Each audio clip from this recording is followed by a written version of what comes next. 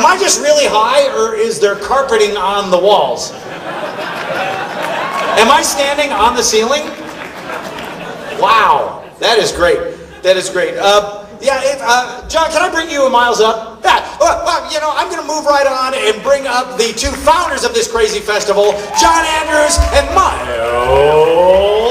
Flanagan, to tell us a little bit more. First of all, it isn't carpet, it's textured concrete. Is it really? Yeah. Wow, that's why it was so not soft when I dig my toes into it. During the Depression, apparently that was a very inexpensive material for a neighborhood playhouse. Wow. Well, there you go. What can we tell you? You're one of those guys that knows a lot about everything. Or nothing. You're an autodidact. That's what I think. So this is the third LAAF that you guys have done. Yeah, this is like the first. Sorry, I lost my voice yesterday, and it's just coming back. From yelling at people. Yeah, yelling. But this is the first really, really big version of the festival. We tried it out on a smaller scale for 2 years, and because I went to the first one that was at the Silent Movie Theater there at Fairfax. Yeah, and we just think LA deserves a big animation festival, so we're so happy. Let's do it. Yeah. But we need your support. Well, and I know that the work involved in putting on something like this is positively Herculean, so we all want to thank you guys for doing this, because it is a giant pain in the ass. It has to be. Oh, it is. For months, yeah.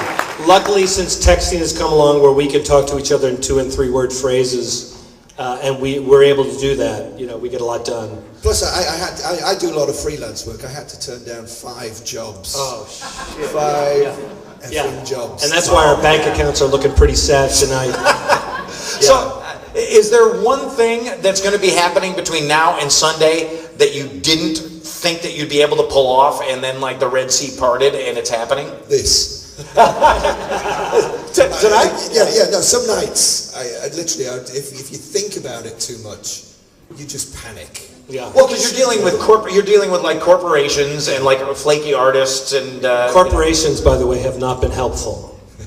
No, it's the that's not like that. There's a few, maybe you're here. Yeah. Tim Mouse, 6 Point Duck. You're just absolutely fantastic. I mean, we couldn't have done it without you, and everyone who just buys tickets. We also have a great sponsor in Loyola Marymount University that's paying a large part of our costs for the Iron Giant screening with Brad Bird on Friday night.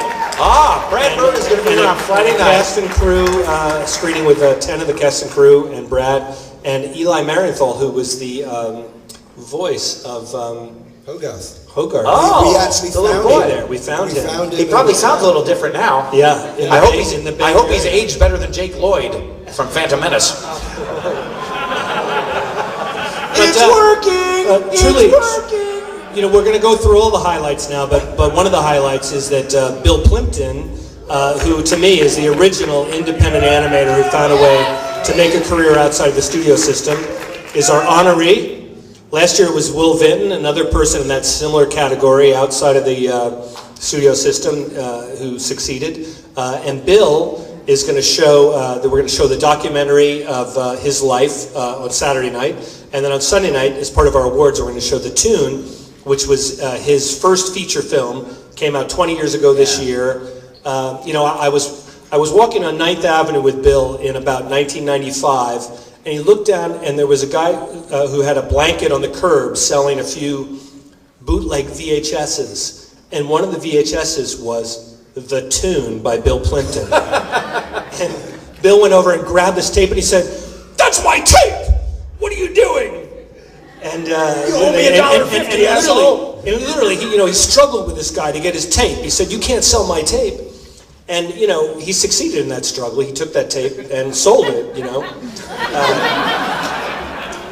These iconoclastic one-man bands got to make bread any way they can. Yeah.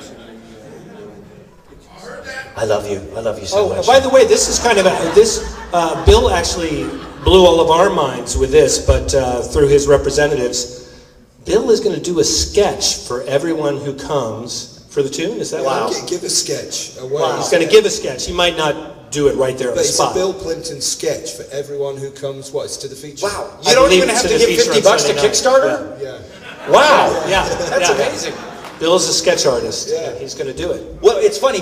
Bill came up today at SpongeBob. We were recording today, and Vince Waller, a Spumco guy, now works on SpongeBob, worked on Ren and Stimpy and all that. And we were talking about Bill Plimpton and how great we think he is and all that. And he said that he knew Bill in the early days as an illustrator, and then he kind of lost track of him for years. And didn't, wow, I wonder whatever happened to that guy, Bill Plimpton, And then he said that he ran into Bill, years later with big, giant bags under his eyes. And he said, Bill, what have you been up to? And Bill said, oh, this animation thing.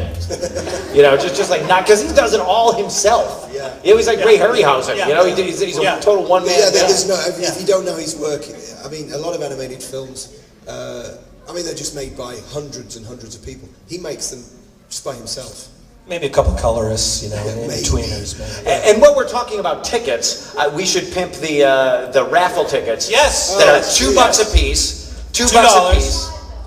Listen, guys, we do this on a shoestring. We had a few great sponsors. 3,000, 1,000. We got 5,000 from MTV. Cost us $1,000 a night for the hall. People don't give us the prints for free. We're showing 11 35mm prints. Oh yeah, and we're showing.